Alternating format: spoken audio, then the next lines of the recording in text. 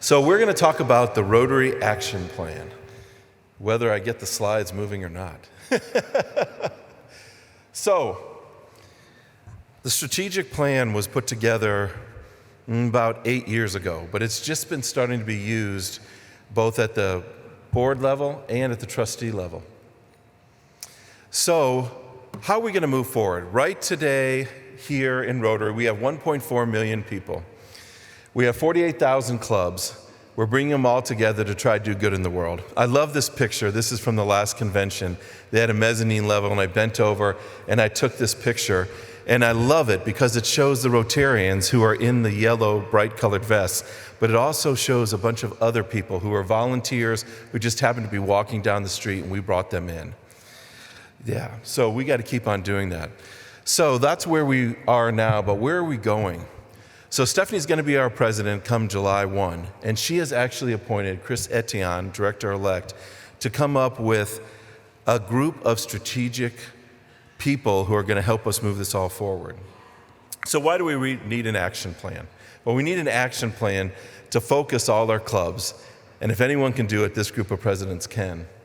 So we have one action plan. We have regional, in Rotary we have 34 regions. They break down into 17 directors. But there's going to be some areas that are going to have more than one action plan champion.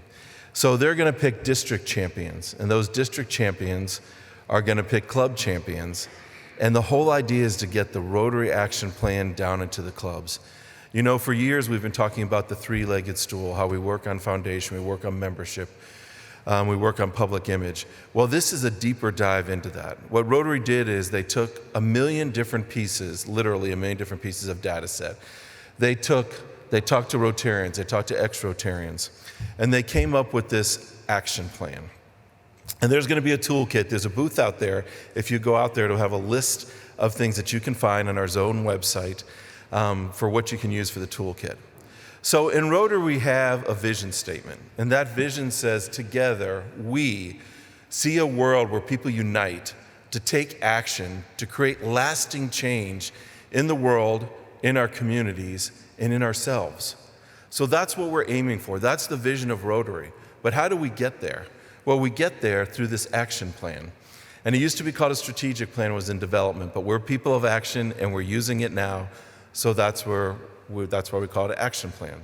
So we're going to talk a little bit about each of these 4 categories. And if you ever have a speaker as a president, that was one thing I was worried about. What happens if my speaker doesn't show up that day? You could actually use this as a pocket program. You can divide the club into 4 categories, and you could take each one of these strategic plan priorities. So we're going to talk a little bit about what does impact mean, what does expanding our reach mean, what does participant engagement mean, and what does adapting mean. And we're going to start by giving a little bit of description, show a little video, and then we're going to talk about a few concrete things you can do in your clubs to help use this action plan. Because Stephanie's main priority when she's our president is to grow Rotary through using this action plan. So increase our impact, that's the first one. Real impact is growth and change that's sustainable long after we have left the scene. As Rotary, how will we do it? We are encouraging clubs to focus their efforts on a few key areas rather than trying to do too many projects. Think about ways you can build on your community's key strengths, do some smart risk-taking, and look for areas where targeted, concentrated work can create a cascade of change. We are creating a culture of measurement in Rotary. By measuring, tracking, and analyzing what we do, by using data and metrics, we can be smarter about what we need to continue doing, start doing, and stop doing. We all know the importance of data in our professional lives and how essential it's been to our progress in polio eradication. But it's also essential to the future of Rotary. Major funding agencies demand evidence and proof of impact. Young people, the future of Rotary, have grown up asking institutions and organizations for greater accountability and transparency. That's why Rotary is identifying consistent best practices for assessment and measurement. Rotary's action plan. What will our legacy be? Impact is all about measurement. And Rotary's been really good at some of the things we do, like polio is a great example. We could tell you how many children's lives have been saved, how many children haven't been crippled. We can tell you how many dollars we have spent. But what we need to do in the future, if we're going to have better partnerships, is we need to measure more accurately. It was great hearing the DGs talk about their water projects in different places. And I remember the first time I went to Honduras to do that well, it was important to talk about the well. It was important to talk about a lot of things. But the important thing is infant mortality rate being taken down from 85% of our children dying down to 25%. You all remember Ian Risley when he was president. Does everyone remember what project we had when he was president? Planting trees.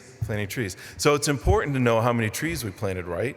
But if we're going to get good partnerships, we have to talk about what percentage of deforestation was stopped, why the oxygen is better.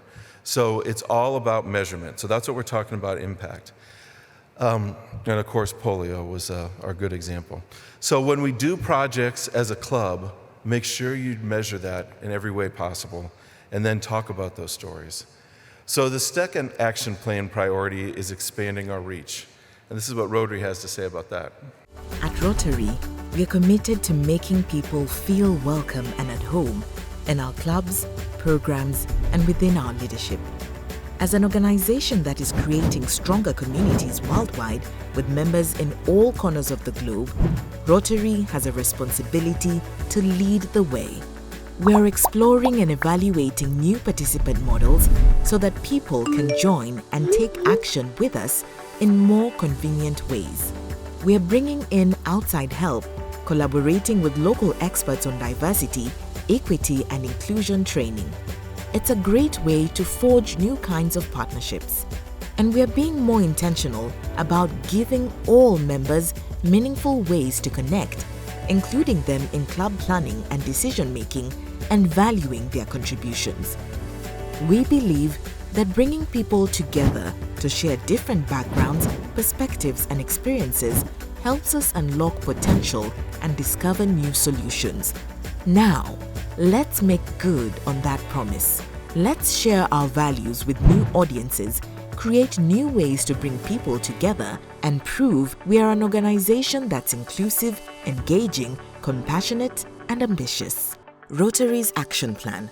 How can we inspire more people to connect and take action with us? So I was in a great session this morning. Gretchen Nolman did a great job facilitating it. And there was a lot of discussion in the room that the presidents were in, the president-elects were in, talking about how we're losing people, we're losing membership. For some reason, people aren't engaged as much as they used to. Well, this action plan tells us that we can actually increase that engagement by doing new things. This is a picture of the Rotary Community Corps for the Afghan community. We brought 5 clubs together to help our new neighbors, the refugees from Afghanistan. Well, this has been going on for quite some time now. We meet every 2 weeks. And what we thought was, once these refugees, they find jobs, they belong to the community, we'll grow Rotary because they'll add members. And that did happen. But what we realized was we started engaging our current members in a way we haven't done before. So many of our clubs, we go through every year doing the same thing. And I know it's hard to be a president-elect. I was one at one time. You don't want to change things too much because you're afraid it might not work. But I'll tell you, when we started this and we started meeting every other Saturday, we would bring the members of our clubs, we'd bring the mayors, we'd bring the school superintendents, we brought businesses. Well, what happened was some of those members in our clubs that were not engaged, not attending our regular meetings, not coming to our socials, they came to this. And then after they started coming to this, they started coming back to our meetings and things like that. And at the same time, we grew the prestige of Rotary in our area. When the local law enforcement comes, when we had librarians come to bring library cards so they can get free internet, the refugees, so they can find jobs. And we asked the refugees, what do you need from us? And they said, well, we need to learn to drive because we want to get a job, and we can't do that without driving. So what do? The Minnesota driver's license manual wasn't translated into Pashtun and Dari, and Google Translate didn't do it. But I had a friend of mine who just joined our club, and he worked for a hedge fund, and he was able to bring in software, and we did that. So all these success stories started coming in. So we grew Rotary that way. So just think of the different things that you can do in your area to do that. So, participant engagement. This is a really big focus of Rotary International right now. It actually, and I see Trustee Greg Pod shaking his head, he's on the finance committee, so he knows that they took that $15 million and redirected it so that everything's about the participant engagement. Now, we're all participants as members, but also there's other people who are participants. Participants are anyone that we touch in our service. All the DGEs were talking about the wonderful experience you have of having youth exchange students. Well, those are participants. We want everyone who connects with Rotary to feel good about their experience and stay connected. We enhance participant engagement when we meet people where they are. It means being proactive, finding out what matters to them, and how they want to be engaged. That's how we'll become a participant-centered organization. Participants encompasses all Rotary members and all others who engage in Rotary activities, like family members, partners, alumni, and others from the community. So how do we become more participant-focused? 2 words: listen and respond. Ask participants if Rotary is meeting their expectations, how they are hoping to connect and grow through Rotary, what new skills or experiences they want to gain, and how they would like to contribute to creating change in the world. What kinds of projects interest people, and what your community would like to see from Rotary. Then listen to what they say and make delivering on those expectations a priority and your club's goal.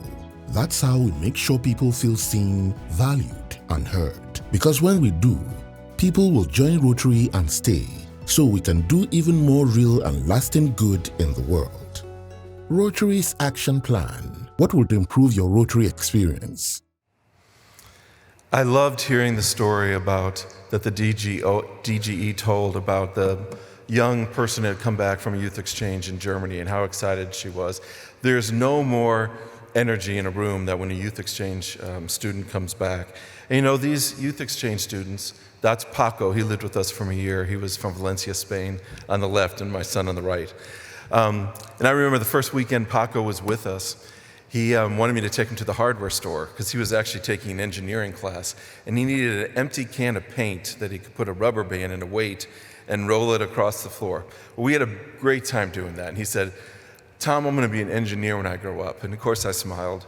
Well, now he's at university. He's majoring in engineering, and he's got an internship with a car company designing the inside of cars.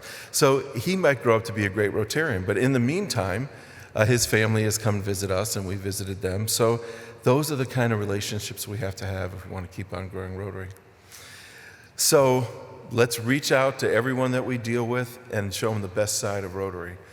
And in Minnesota, if we do get those license plates, make sure you drive nicely too if you have Rotary license. Random thought there. So the last priority is increase our ability to adapt. It's really important to be able to change. It's really important for you as presidents leading your club not to be afraid to make a change and try to make it better. I remember a few years ago we were at North Central Pets, and we had a little bit of extra time, so we went around the room and asked the president-elects, tell us the one thing that you want to change, no matter what it is. And there were some amazing ideas for change. And we got to Troy, and Troy said, I want pie for dessert. And we all laughed, and we thought that was funny. But we called him Troy the Pie Guy after that. But a couple years later, we ran into Troy, and his club in his district grew to the second largest club in his whole district. Because once they got that pie, people liked the pie, but people started going up to the president and to the board of directors of the club and said, hey, we want to try this, we want to try that. So they actually changed from a culture of being anti-change to one of pro-innovation. So it's important to listen. So, we have a golf tournament in our club. We have one person who does the, major fundraising. We're always afraid to try something new. And I'm looking at Paul Peterson here from the Edina Noon Club. That's my wife's club. And they have a gala every year. But I remember last year your president called me and said, well, I don't know if I want to change it, but I really want to change it, but I don't want it to not work. If Paul wants to have a band, he wants to have a food truck, he wants to have a car, sale, raffle, try it. Your club's not going to hold it against you.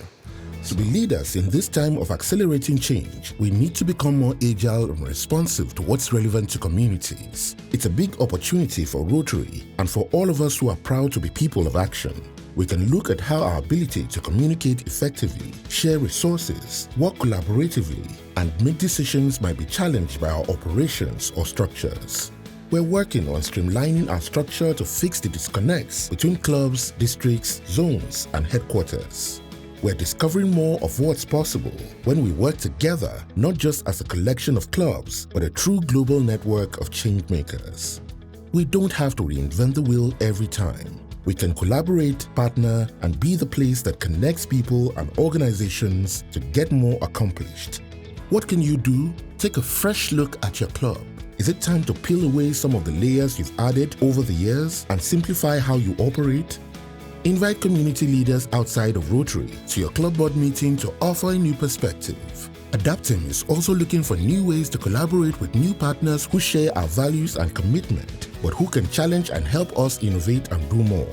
Rotary is embedded and trusted within communities. It's what attracts potential partners who want to work with us. When we embrace opportunities to streamline, reimagine, and reinvigorate, we will see we can stay true to ourselves and stay ahead of change. Rotary's Action Plan. How can new perspectives strengthen Rotary? I love this picture here. I was in a meeting in the Philippines, and Gordon wasn't at the meeting, but yet he presented virtually. I mean, a lot of us do that nowadays. So as president, don't be afraid to change anything. I remember when you're up to training for president, some of you are in a track for 6-7 years before you get to be president in the larger clubs. I tell you, don't be afraid to do something different. You know, we all lead our board meetings, and when you go to the board meeting, what do? You go over the financials, you go over the minutes from the last meeting. We don't talk about membership. If you want to change your agenda, talk about membership. Put it first, even though you haven't done it before. You can do things differently. So if we want to adapt, you know, we're on our 119th birthday today. We've been around 118 years. If we want to thrive, we should be able to change. So if you have any questions about the action plan, feel free to grab me. I'm here all weekend. Thank you.